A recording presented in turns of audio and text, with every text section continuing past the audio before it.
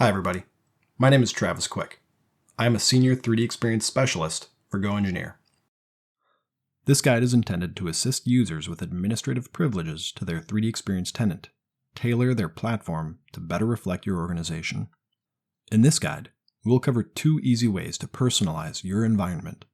First, rename your tenant to something meaningful. When you first log in, your platform name probably looks something like R with a bunch of numbers after it. This is not exactly memorable or meaningful. Here is how we will give our tenant a name that our team will be able to recognize instantly. Go to the Platform Management Dashboard and My Platform tab.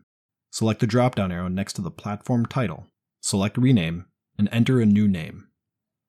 I recommend something general, like your company name. Avoid department-specific names. As your needs scale, the platform can be scaled to include other members of your organization.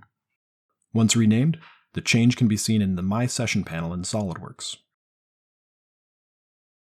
Next, we'll update default metadata to match your company. The platform includes metadata fields like organization that likely won't match your company out of the box.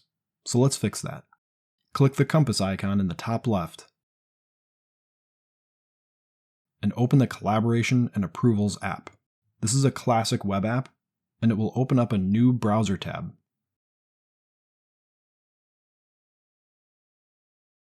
In this new tab, go to the top right, click the drop-down by your name, hover over your collaborative space, and then choose Default. Once the page refreshes,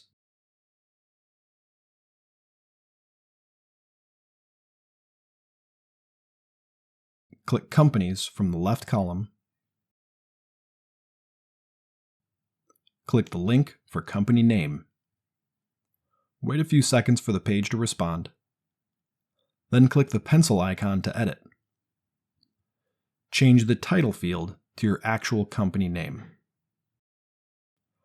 The remaining fields can be ignored as these typically don't show up in our part properties. Click Done in the bottom right.